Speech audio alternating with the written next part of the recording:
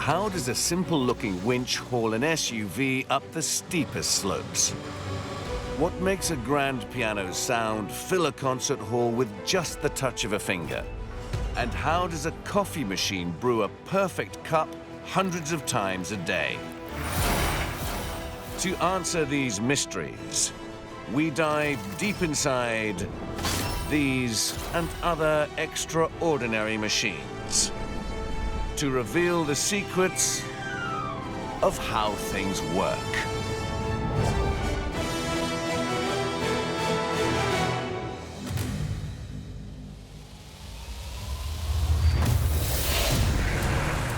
The humble car winch. When going backwards isn't an option, off-roaders rely on the awesome pulling power hidden inside this modest-looking workhorse. What's inside a winch that will haul you out of trouble if you get stuck? More than 250 parts work together.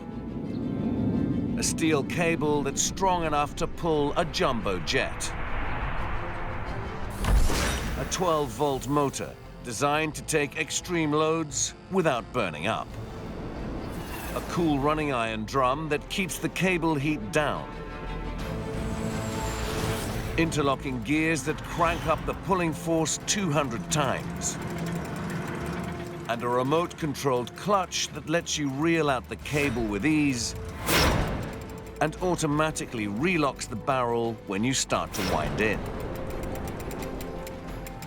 These components help the winch haul tons up any terrain. The key to the winch's power isn't the cable.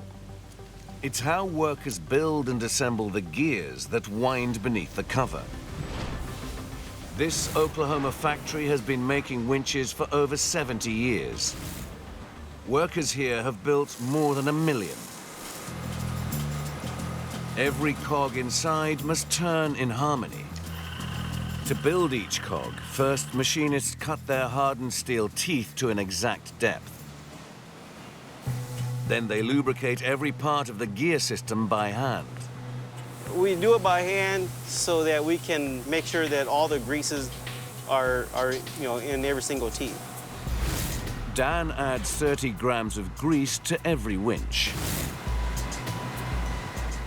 It is very crucial to lubricate all the gears and make sure they fit in each stage perfectly. This labor-intensive process is vital to stop the winch grinding to a halt.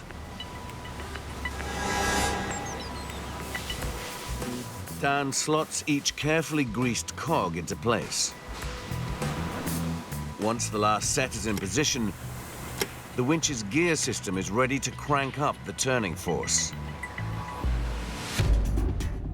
This machine can drag a 2-ton SUV up a rocky slope at the touch of a button.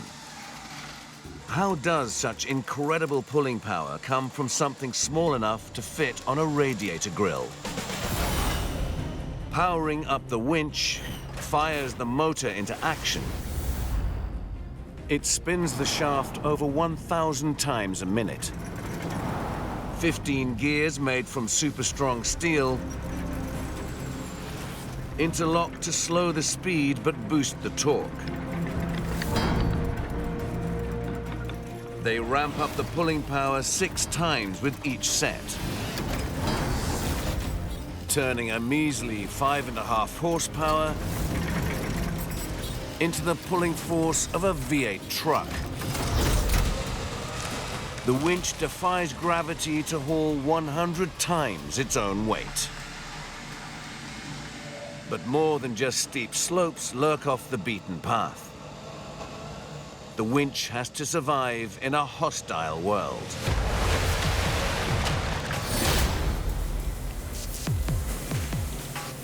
A lot of our customers will take them out in a rugged environment, use them on rock climbing, mud, rain, sleet, snow. Adam's team makes sure the winch's casing won't rust away in the tough off-road environment. It takes nearly 2 hours for each component to complete a circuit of this 130-meter conveyor.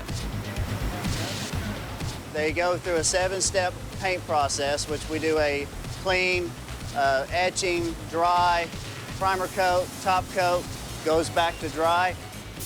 Adam's team must spray on just the right amount of paint. A layer more than 1/10 of a millimeter thick, and the paint could bubble and flake away. Too little, and the winch won't last long in the outdoors. Once the parts complete their loop, they're ready to see action.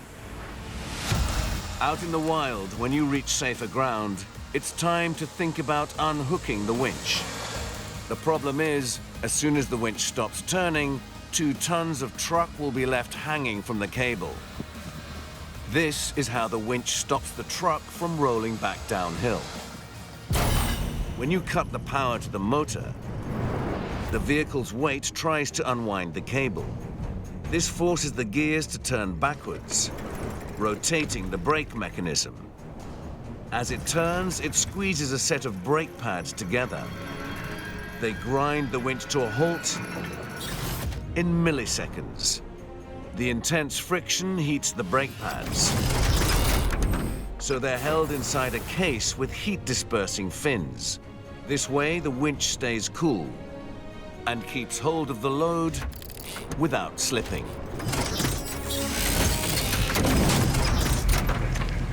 Thanks to the automatic brake, you don't need to worry about the truck rolling back, so you can return to the off-road action. Not only must the winch body be tough enough to withstand being torn apart by a 2-ton SUV, but the cable must also be ready to take the strain.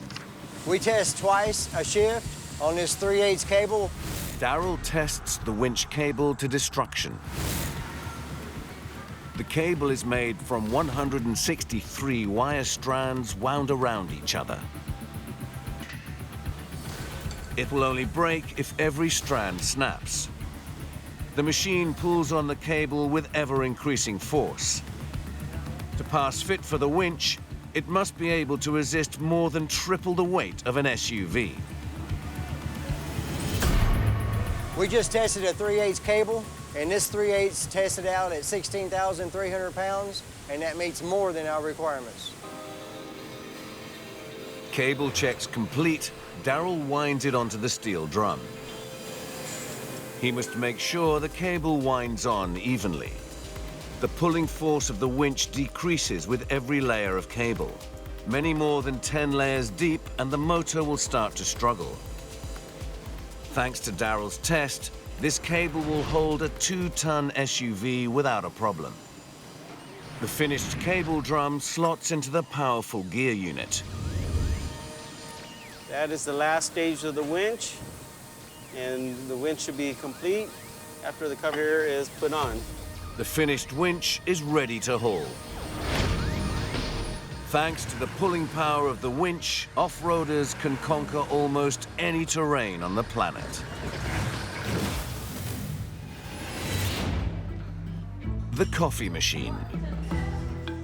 It forces high-pressure, scorching hot water through finely ground coffee beans to deliver one of our favorite drinks. But how does it do it? Over 700 components work together. Whirling rotors pump exactly the right amount of water through 5 meters of snaking red-hot pipes to bring it close to boiling point. Emergency pressure valves stop the machine from exploding. And at the front end, a heavyweight brass brew head forces water through the coffee to brew 5,000 shots every day. The secret to a successful machine is to ensure the coffee is always hot. And that means making a boiler that can take the heat and pressure all day long and never leak. Workers at this UK factory build 4,000 coffee makers a year. The 14-litre boiler sits at the heart of the machine. Ben's team must make sure the hot water won't seep out. Water and electricity don't really mix too well, so it's very important that the boiler does not leak one bit. Ben bends a flat sheet to form a basic cylinder. His workmate welds the seams, sealing it shut. They use highly flexible copper. This means the tank is easy to shape and won't crack as the water boils. It actually stretches. But this puts the seals under tremendous strain. So how do engineers make sure the boiler won't leak and spill scalding water over the operator? The copper boiler sits at the heart of the coffee machine. Ben welds on fittings that hold a set of sensors and the all-important pipeline that channels hot water to the cup. He must check the boiler for leaks before it slots into the machine. So this puts the air pressure into it, which is at 3 bar, the pressure is. So pretty much the boiler's filled with air now. Any holes will make bubbles in the water. Whereas you can see there are no bubbles, so that is no leaks, so it's a good boiler. A leak-free boiler, ready to heat water all day long. But perfect coffee takes more than just hot water. It has to be high-pressure water to extract maximum flavor. How does the machine do it? Cold water entering the coffee maker hits a rotor that spins at 30 times a second. Around the edges, 4 strong springs push out 4 vanes to touch the chamber walls. As these vanes spin, they draw in water, squeeze it against the sides, and into a narrow pipe, tripling its pressure. The water flows into the boiler, where it's heated to 90 degrees and pushed towards the brew head. A system to create the ideal temperature and pressure that's been perfected over 100 years. Water must drench every grain of coffee to achieve the perfect taste in the shortest possible time. One vital component, the brew head, makes sure the beans get a thorough soaking.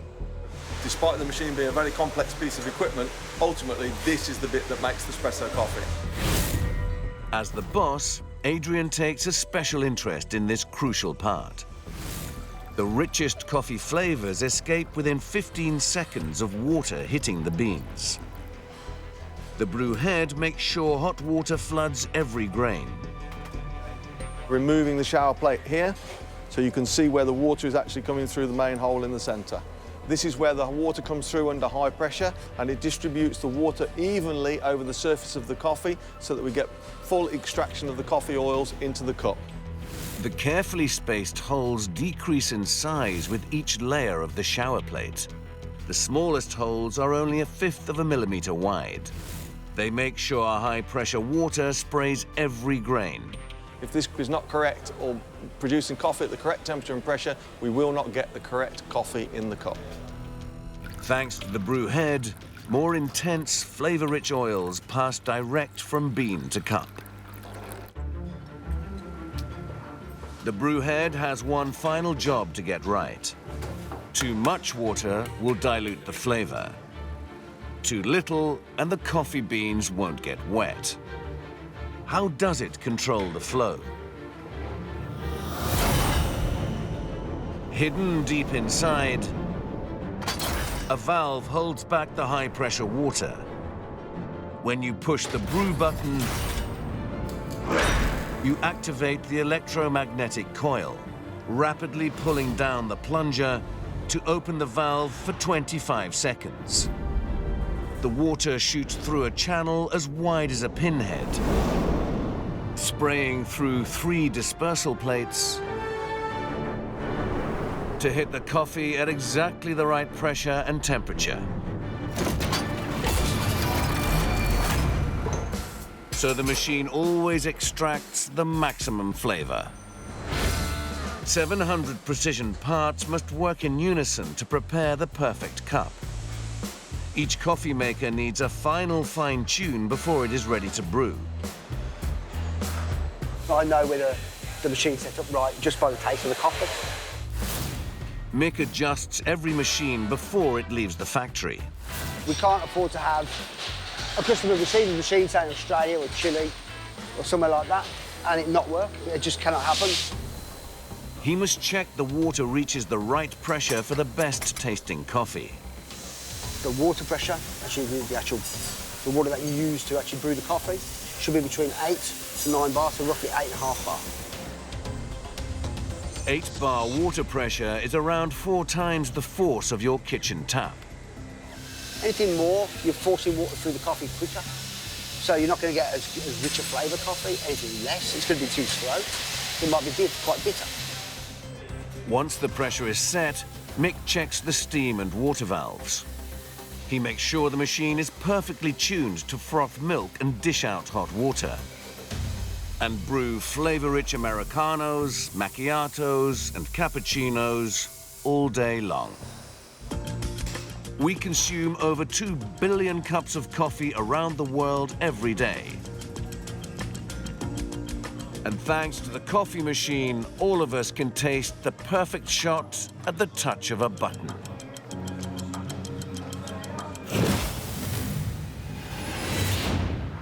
The hiking boot. Beneath the surface of this ubiquitous footwear, a battery of hidden technology keeps you on your feet on the toughest terrain. 28 robust parts make up this unexpected marvel of engineering. Hidden beneath the tough leather coat, a Gore-Tex membrane lets sweat vapor escape, but keeps rain droplets out. 2 shock-absorbing layers cushion impacts. The reinforced treads are made with the same formula as truck tires. They have a 360-degree rubber seal to toughen the heels and toes. 165 centimeters of nylon fiber lace snake between 12 metal eyelets. They secure 3/4 of a kilo of precision engineering right beneath your feet. One particular part must be rugged enough to survive outdoors, yet keep precious feet blister-free. The leather upper that wraps around the foot. It has to be tough to survive mud and rain, yet supple so it hugs from heel to toe. This Oregon factory supplies footwear to the US Armed Forces, so they know how to build a hard-wearing boot. The upper is a single piece of leather, cut by expert hands. I've been doing this for over 54 years. I probably don't look that old, but I'm way up there. Alfredo's made more boots than most and knows that where he cuts is critical.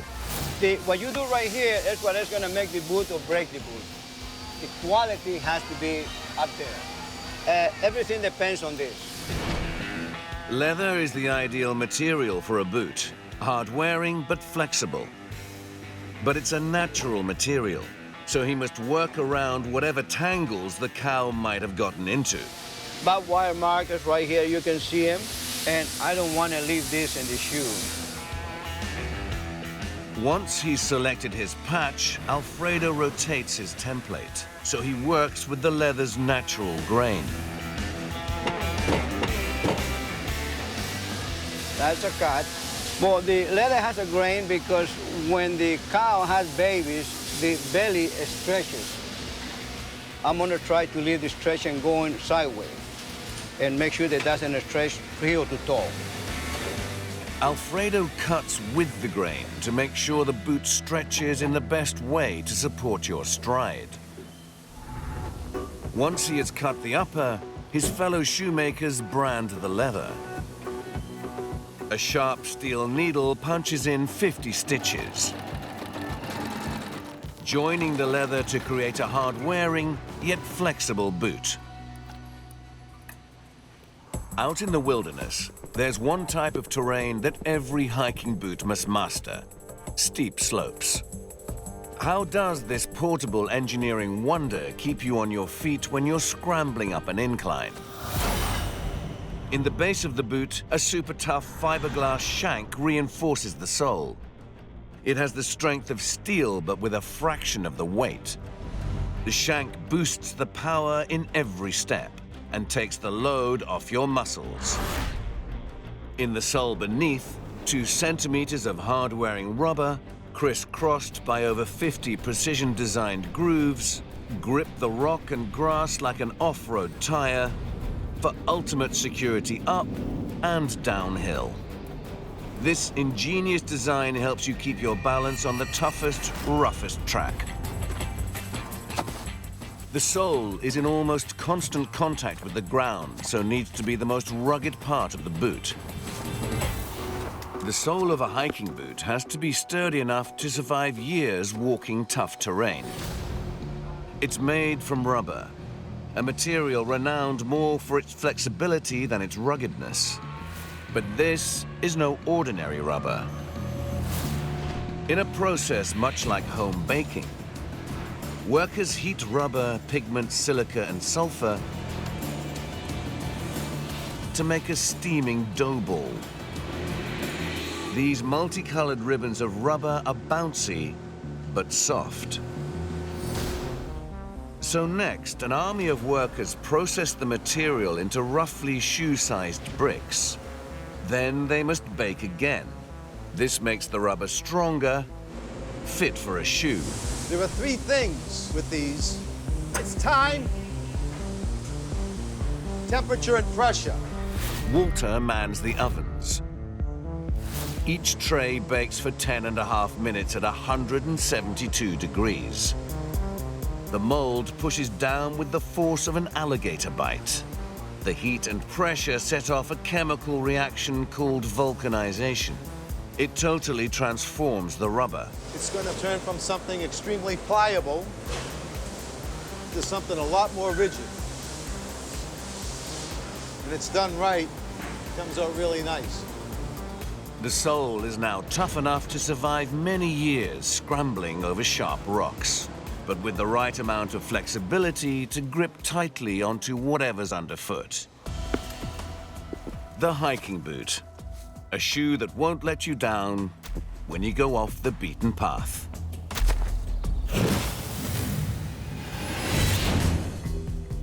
The vending machine. How does this device give hungry customers the snack they're after, but keep out any freeloaders? More than 2,500 parts work in unison. An anchored steel shell, as tough as a security safe. A compact cooling system. Pumps 2,000 times a minute to keep the contents cool. 150 meters of loaded coils shuttle the goods into reach. And a smart anti-theft door keeps them safe from prying hands. So each machine can serve over 6,000 snacks every year. The key to survival in a world where everyone's after a free snack is the way that workers build the vending machine's rugged skeleton. At America's fastest growing vending machine company in Illinois, they make their machines tough to crack. People are always going to try to get a free candy bar or can of soda. Chad makes the panels that form the heavy-duty metal cabinet. Our vending machines need to be strong to keep people from breaking into them and stealing all the profits and product. The 1.2 millimeter thick metal will stand up to kicks and blows without a dent. This machine won't give up its goodies without a fight. Once cut, welders fuse the cabinet walls into place. The heavy-duty joins make sure there's no easy openings for prying hands to break in. When you're hungry, you never quite have the right coins for the snack you want. So how does the machine know to send back anything fake? and keep track of how much you've paid. The machine deciphers coins with pinpoint accuracy. Light sensors measure the size, and electromagnets detect the metal type, identifying the coins in split seconds and sorting them into columns, diverting fakes into the reject chute. When change is due, the columns carefully release one coin at a time, tumbling into the chute. These 85 parts work together to count 15,000 coins a year anywhere in the world. And release your snack at the touch of a button. Some of these vending machines will spend their entire lives outdoors. So to make sure it's fit to serve you snacks, each machine needs protection from the elements. If you don't paint it, it's gonna rust really quick. I would say within the first year. Tim heads up the paint team. First, he power washes the raw metal clean. Then Tim's ovens burn off any remaining water. My first oven is at almost 500 degrees, so it's pretty hot in here all day. Robotic sprayers add a coat of powder paint. The powder is electrically charged, so it sticks to the metal. Tim touches up any spots the sprayers miss. He has to work fast. The conveyor only moves at 2 kilometers an hour, but there are a lot of hard-to-reach spots on a cabinet nearly 2 meters tall. A final bake fuses the paint. Then Tim inspects the rust-resistant finish. Well, this cabinet, now that it's finished, has actually got a nice even coat over the top of it. It is now fully protected over all the elements for wherever we're going to ship it out.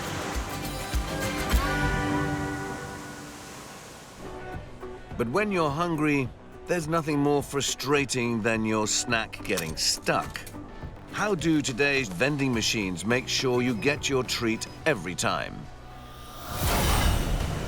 Hidden beneath the keys, a computer orders one of 32 matchbox-sized motors to turn the spiral 360 degrees. As the snack falls, it breaks a line of 10 infrared beams. If nothing crosses the beams, the computer makes the coils turn again. With this ingenious technology, you'll always get your snack and never leave hungry. Snack dispensing coils are the distinctive feature of a vending machine. These spirals of spring steel trap the goodies until you've parted with your cash. But how does one basic shape handle everything from sandwiches to soda cans? My job here is to make sure that you put the right size coils for the right size product.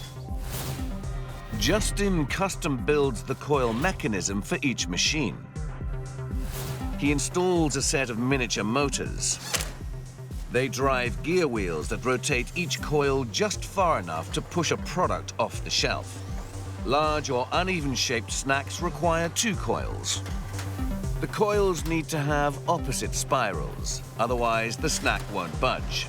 So this would be a dual coil here. Your snack would fit in this area. So you have a right and a left. Your rights go one way, your lefts go the other way. So that when your coils spin, they spin opposite of each other, but still bend that product forward. If they're going the same direction of each other, then it's going to drive it backwards versus driving the product forward.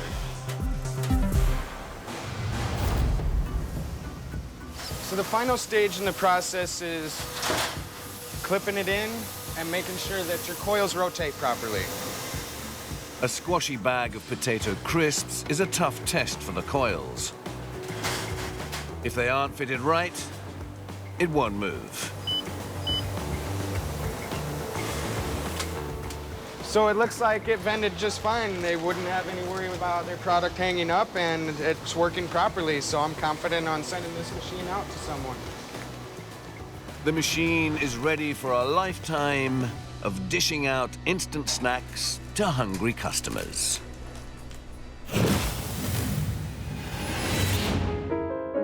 The grand piano.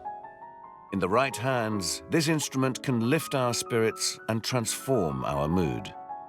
Like a purring classic sports car, beneath the sleek exterior lies a machine of astonishing power and complexity. More than 12,000 components fit together inside 17 layers of hard maple wood. 243 tightly wound strings exert 20 tons of tension on the cast iron frame. 88 keys, each made of more than 50 pieces, strike the strings for just 0.02 of a second.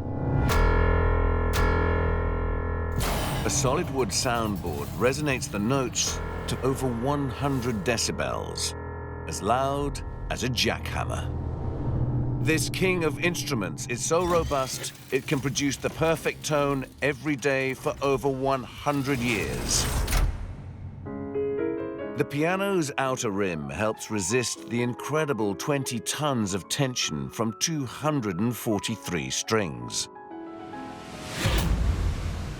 At this 140-year-old factory in New York, it takes more than 200 craftspeople almost an entire year to build a concert grand piano. Workers here know the secret to a successful rim. It takes 6 people to bend its curved shape. Workers must form the rim from a single stretch of wood to give maximum strength and superior sound quality. Since it's 17 laminations and 20 feet long, it's one of the hardest rims to bend. Lorenzo runs the rim bending crew. First, they coat the 17 layers of maple with glue. Then Lorenzo's crew has just 20 minutes to force the 8-centimeter stack of strips into a piano shape. Get this wrong, and the rim is wrecked. The guys are closing it up with the wrenches. We're gonna use a ratchet wrench to close it at 250 pounds of torque per square inch. The team tighten 23 clamping cylinders. They hold back nearly 500 kilos of tension in the bent rim. So you're gonna hear the wrench go click. Once he hears the click, we're done. Once the final clamp locks on, it takes 24 hours for the glue to set. Once set, workers line up the rim alongside 250 others in the conditioning room. 3 months in this hot room gradually draws the moisture out of the wood, transforming the 17 layers into a single solid structure, helping the rim withstand the incredible tension pulling across the piano. For a loud note, the piano's strings need to be struck hard. But the pianist's fingers would soon tire if they had to generate all the hitting power. How does a light touch of a key hit the strings with formidable force? More than 4,000 pieces link the keys to the strings. The key seesaws deep into the piano, lifting a set of intricate levers. These amplify the motion, so the hammer moves 5 times the distance at 5 times the speed, transforming the touch of a finger to the power of a punch. This intricate design has magnified the pianist's movements for centuries. The piano has a built-in amplifier to make sure that each note really has the power to be heard above a full orchestra. Hidden beneath the strings, the soundboard raises the volume. This is what gives us the sound of the piano. This is the main component. This is the heart and soul of the piano.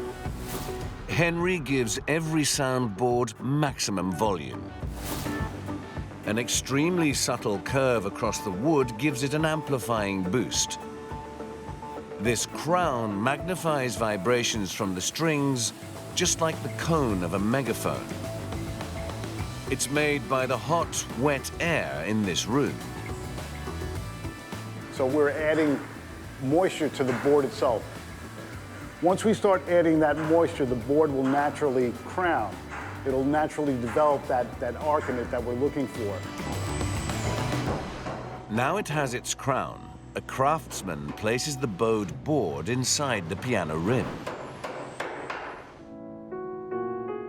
But pure volume isn't enough.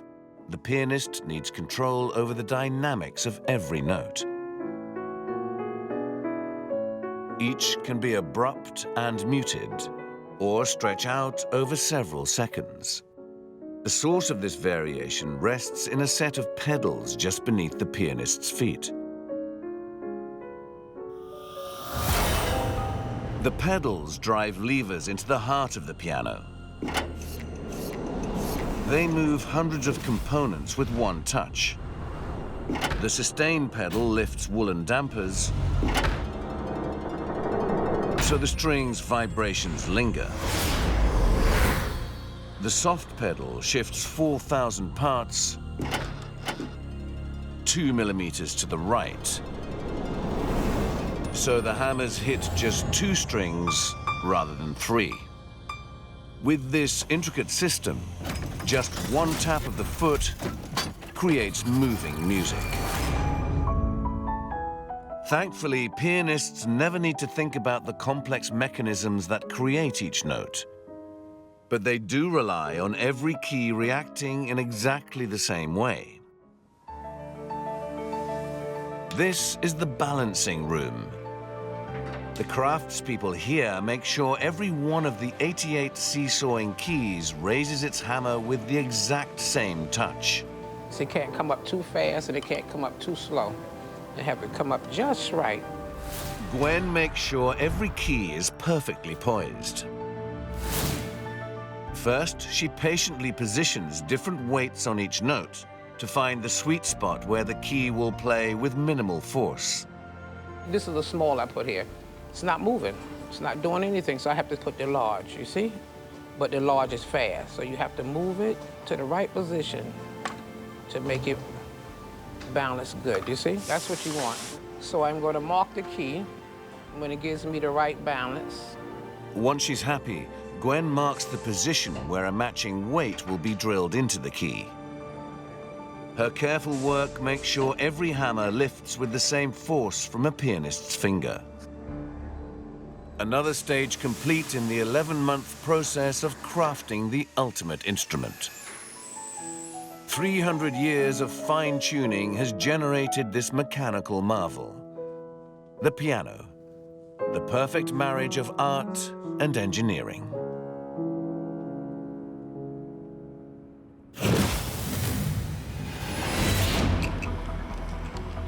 When you're working at height, a fall could be fatal. The abseil safety catch allows rope workers to keep hanging on if something goes wrong. It's attached to the safety rope. A gentle pull allows you to drop at your own pace. Let go, and it locks on tight. How does this device give you the freedom to move, but hold on if the main rope fails? 34 parts work together to save your neck. A lightweight aluminium body encircles the rope. A spring-loaded stainless steel cam with smooth-edged teeth that can bite down on the rope without cutting it. And an ergonomic, heavy-duty aluminium and nylon handle that allows you to descend but locks in less than a second if you let go.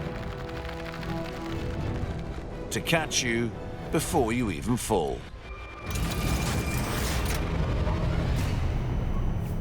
With lives hanging on the line, the catch must be strong enough to survive under stress.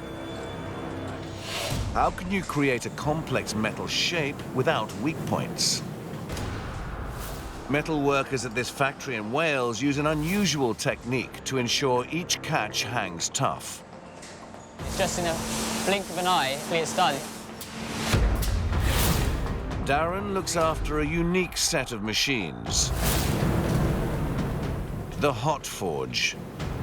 So hot forging is a process where you heat a piece of metal up to a very high temperature to make it a lot softer and allow it to form, to shape better.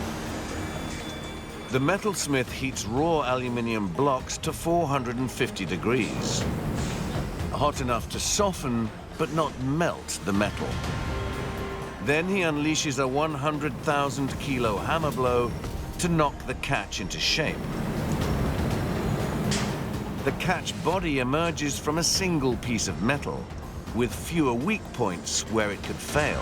So rather than having multiple pieces that you then bolt together in additional processes, you can use one single piece, which is a lot safer, so there's less things to go wrong. Workers trim away the excess metal as soon as it's cool. The catch's clever design allows you to descend with a gentle tug of the handle. When there's no need to move, it sits static on the safety rope. But what if the main rope were to fail? In an accident, a natural reaction is to reach for the handle. But the last thing you want is to drop. So the catch has an emergency feature that holds on if you grab it in a panic. The catch's handle has two halves. One plastic, one metal. They pivot on a hinge in the center. It grips a pin that connects to the catch cam. Squeezing the grip in a panic releases the cam to lock down on the rope and stop you in your tracks.